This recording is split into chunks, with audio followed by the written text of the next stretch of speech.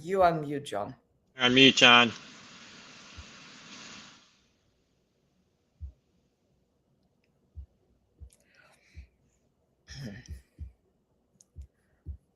John, you're still on mute. There's still no audio.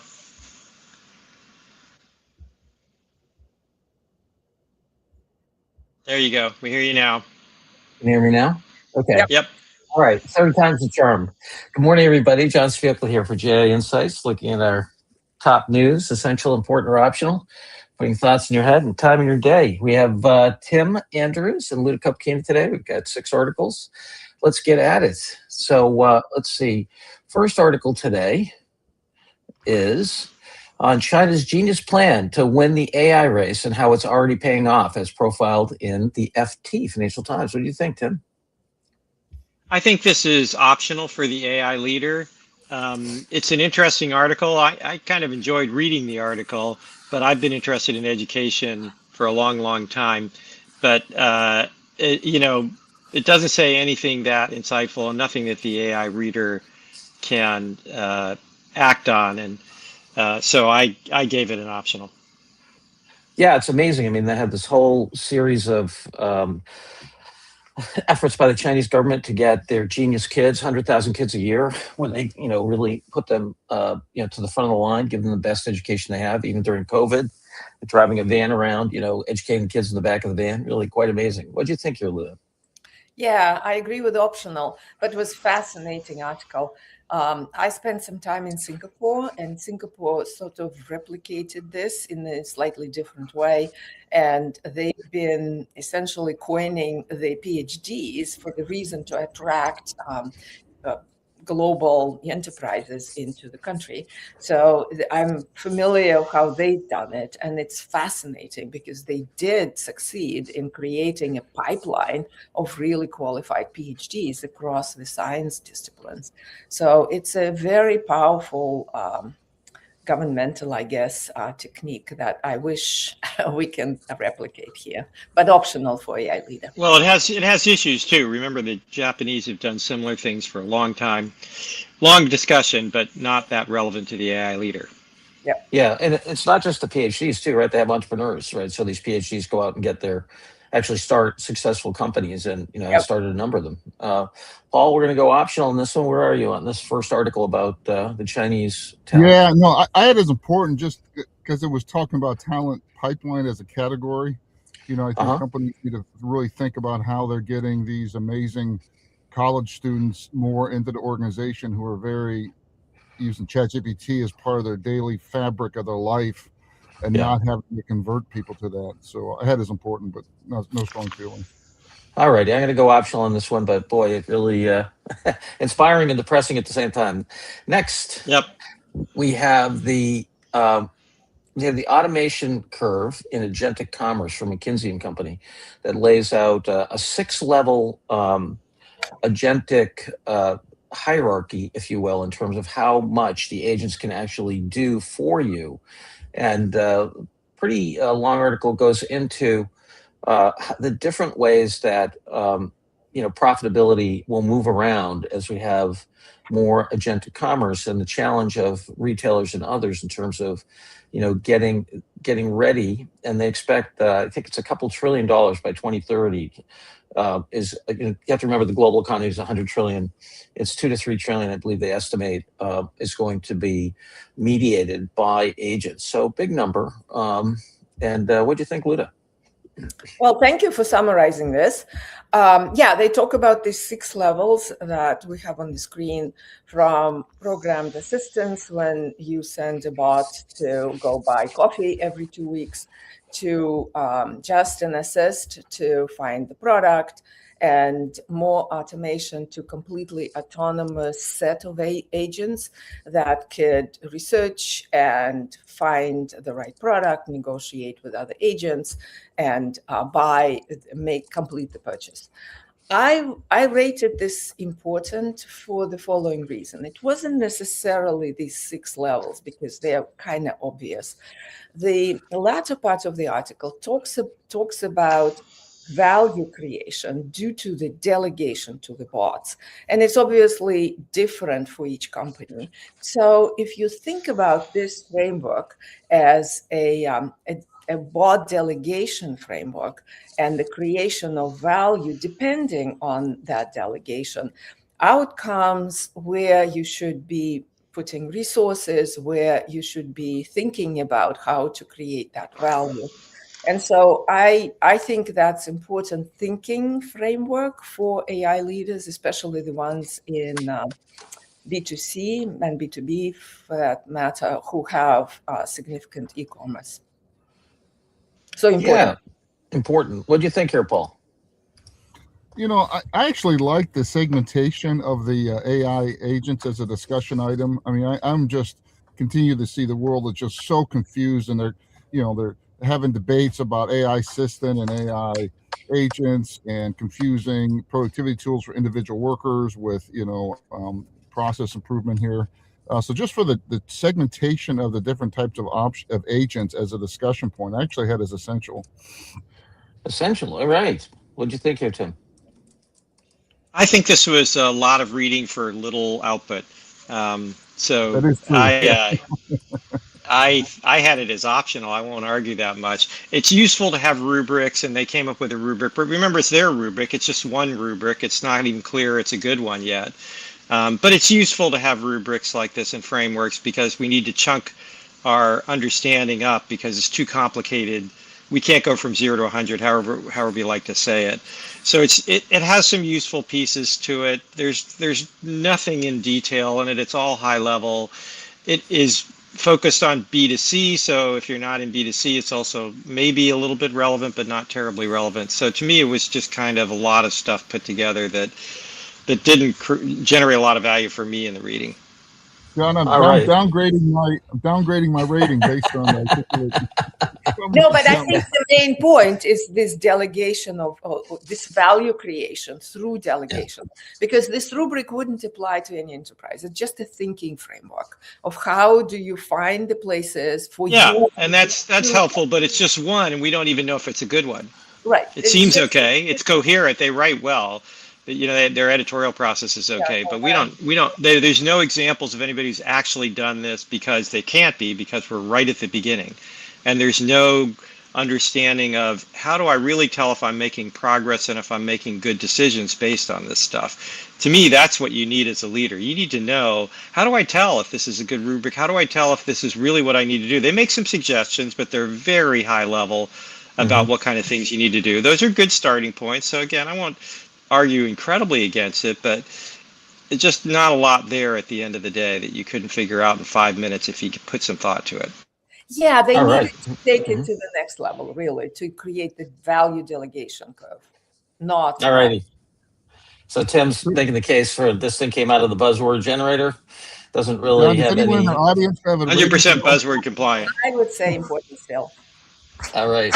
Okay. I'm going to go for optional on this one. I'm feeling time pressured myself. I'm trying to empathize with our leaders, so we're going to go for optional. Next, we have step 3.5 Flash. So first of all, what is this thing? This is it's a product announcement that talks a new foundation model that's got almost 200 billion parameters, but it uses a sparse mixture of experts' design. So but it only uses a small part of the model at any given time, and this talks about how quick the reasoning is, how efficiently they can deal with long context, and then the really does good real world tool orchestration and code performance. But I thought that, and this comes out of a Chinese company, and so it's open weights, and that this. I was going to give this optional, maybe important, but I was going to give it optional. It is very performant when you compare it to some of the models, given how efficient it is, and then relevant probably for your model builders, but for the AI leader right now, I think it's another one of the open weight Chinese models that's doing well, and in a long list of those. So I'm going to go ahead and give this one optional. But what do you think here, Tim? Yeah, I'm with you. It's another everyday miracle kind of thing, and another point that the Chinese are doing a lot of the innovation around models and model efficiency. So there's a whole series of innovations here that together look really promising, but they have example after example after example that look really great. But I feel like the old joke about, well, we're unprofitable on every item, but we make it up on volume. And it kind of felt like that. They just putting more and more examples in because they have no customers and no real market traction yet. So interesting, could be a real watershed moment, but who knows? So it's a product announcement. I give it an optional. All righty. What do you think here, Paul? No, it's not triple optional. Not only is it a product announcement, we are again and again seeing that the goal is to have a AI application in production that solves a business problem. That needs orchestration, increasingly multiple models. I don't care to have the highest horsepower engine in my Formula One car if all the other parts of my system aren't optimized for it. So, totally optional next. Good point. Yep. And actually, even as we saw last night on the Learning Lab, the major vendors have very capable models. And so while this might be quote unquote more capable in certain ways, people are so far behind the curve at this point of what's possible that it doesn't matter. All righty, Luda, head for optional. What do you think? I agree with optional. I would encourage people to look at the innovations that they are introducing. They're pushing the boundary quite a bit with the attention windows and the like, and it's actually, I think this is the reason for their performance. But yeah, in general, they do have customers, Paul, quite a bit of them, and they are, I think, preparing for the IPO later in the year. So they're one of the 6 small companies in AI to watch. All righty, we're going optional on that one. Next, we have an article from VentureBeat that lays out basically the notion that making the case for the retrieval infrastructure layer that includes the semantic retrieval interfaces, context assembly and ranking, and query mediation and scope enforcement. Really, kind of an architectural take. I think of it as an architectural take on context that should be laid out in terms of we think of the AI operating system. What do you think here, Tim? I gave this an important, actually. It's a relatively short article, and I think this is an important area. Everybody's doing RAG architectures and not really understanding that the long tail is kind of what Paul was saying. The long tail is really the maintenance and upkeep of these things. I've lost my camera. I'm not sure. Oh, I turned it off by mistake. Ha! Love interfaces. Anyway, so these things are useful because it reminds us that, we have to put the whole package together end to end, we might say. And this is a reasonable framework for end to end support of a RAG architecture, which I think people are going to need more and more. So I gave it an important. Wow, knock me over with a feather. I would have bet a lot of money that you would have given this an optional. So, Luda, where are you on this? Well, I'll repeat, Tim, what you said on the other article. This is just one person's opinion. Really, it's maybe that's reasonable way of architecting it. The point is important, but I think this is just one way of saying it. I was optional because I don't think I would send an AI leader to rethink their architecture, to maybe start thinking, yes, but to rethink their architecture from this perspective. So optional. Well, I don't think most people have an architecture. That's the thing. For this. They get into the RAG because they're solving, as you said, they solve a particular problem, but they're not thinking about how do I maintain this. Yeah, that's true. Yeah, in defense of Tim's thing, I think to me, Luda's a little less parallel than the Asian thing because there's so many RAGs architectures that have been implemented. You know what I mean? So I mean, this is a current problem, and the agentic stuff, I think, is more speculative. But where are you on this, Paul? I was with Tim. I think it's important. I think it starts discussion because it's so popular. I've run across 2 teams where the technical team's already rags the answer and they're running already down the path, and this will at least give, some cause to have debate or framework or think about it. And do we really want to have three wheels in this car? All righty. Well, I Important wouldn't it is. argue with importance. I'm sorry. I wouldn't argue with important to highlight this issue. I think it is a big issue. All righty. Important it is. Next, we have Claude on Mars. Very interesting about, you can imagine, I didn't realize one of the Mars rovers actually went into a sand ditch and couldn't move anymore. And the current Mars rover, a few years back. Yeah. Of course, you can imagine, how challenging it is. So NASA is working with Anthropic to use Claude to do route planning for the Mars rover, and very interesting. What did you think here, Luda? Yeah, I think it's optional for AI leader, but a great win for Anthropic. They planned the route of 400 meters, not much, a couple of days in December for the rover that has been on Mars since 22. The issue is actually major, right? How do you plan the route when the distance and the delay in communication with the rover is so huge, and the further the planet, the more difficult the communication. So this worked, and so it lays the groundwork for the future communications and laying out the paths of these rovers on other planets. So huge win for Anthropic with Claude Code. But I mean, maybe important. So just for the talking at the water fountain.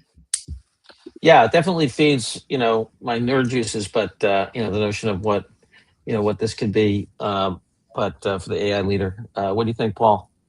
Definitely optional. And every time we do space, my little monkey brain just breaks with all these distances. But AI leader is optional. Yeah, I do. It's funny. It's a 20-minute delay, I think, in terms of the signal. So it's quite a thing. I do think it's a reminder of just how ridiculous the whole thing about colonizing Mars is. I think at least when we went to the moon, didn't Nixon have a real-time phone call with the astronauts on the moon? It did. It's a little bit delayed. Even to the moon, you start to get like a half a second. Yeah, that's only 250,000 miles. Mars a lot farther. Optional it is. And the last one here, we've got a case study from Anthropic about Taisei Corporation in terms of in Japan using ChatGPT pretty broadly throughout their organization, and really using it to upskill talent. They have 90% of folks are using ChatGPT Enterprise on a weekly basis. They've created over 3,300 GPTs. And they do document, time savings. They claim, 260 hours per person per year, which is quite a lot. And 99% of the users continue to want to use it. So it didn't have anything on the technical side. I do like it as a case study. I think it's a rather thin case study, as OpenAI tends to do. So it's you don't know how they collected the data, that you don't know, anything about the architecture and so forth. So it's not optional for me, but it's not essential either. So I was going to give this an important. What do you think, Luda?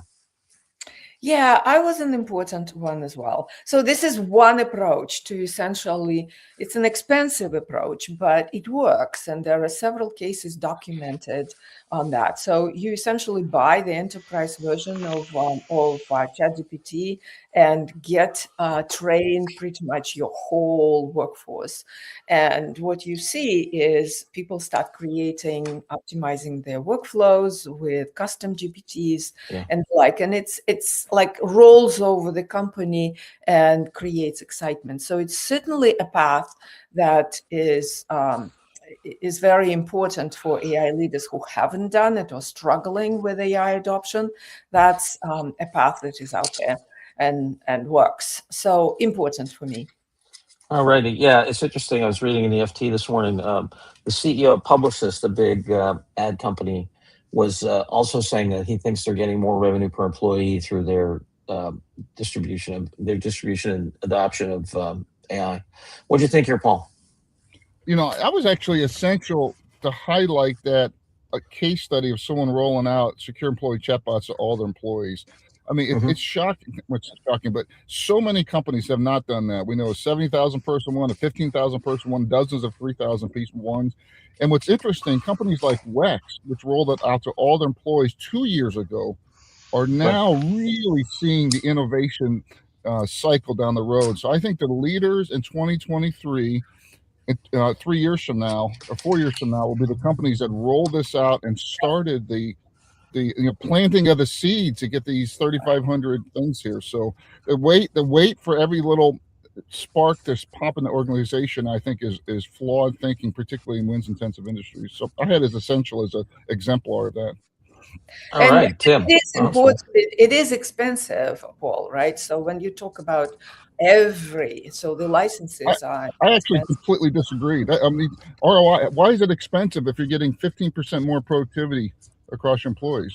As initial booty of paying for that, that's a decision. It pays off, but it is something that you have to consider. Yeah, but I think that the challenge I have is this is a productivity tool just like email and Slack. We give everyone laptops, email, and Slack, and don't put this through here. And if we look at the amount of waste on Slack that people do because there's tripled everything else, Slack is sludging up the system, and this has got the potential to do it. So I argue that the AI leaders, they're going to see profound increase in their revenue per employee 3 years from now, or starting now, to get this into the culture of Gestalt. All right, Tim, where are you on this one? Yeah, I was between important and essential for the reasons Paul is saying. I think the case study itself is half there, as you said. The whole back end and how they did it is completely absent, which really bothers me for a case study. But the principles on which they did it and the way they think about organizational capability, which is something we've talked about many times here, that this is like reading and writing, email, internet browsing. This is a capability, not a specific skill that you train a few people on, is excellent. So that from that perspective, yeah, important to essential to me. I just wish they had put in more about what they actually did, even at the process level. The statistics are good, but they don't tell you how they got to them.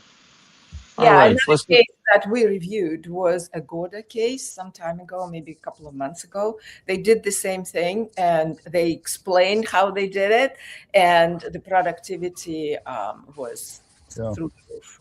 So, all right, I'm going to give this an essential as a marker for organizations to understand what it looks like when you fully adopt. Okay, we have the top board. I just want to go back to Luda's on the ROI. I mean, one thing is to go back to companies like Moderna, which rolled it out to all 12,000 employees on a bet, and said, great, we're going to turn it off. We're going to cut it back. So I think you can go to people who've already taken this leap of faith and have confidence that it's driving enough ROI, even for 12,000 person employees. And it's documented, Paul. It's case after case. It's but this is not like recognized. That's why I think essential is a good one. All righty.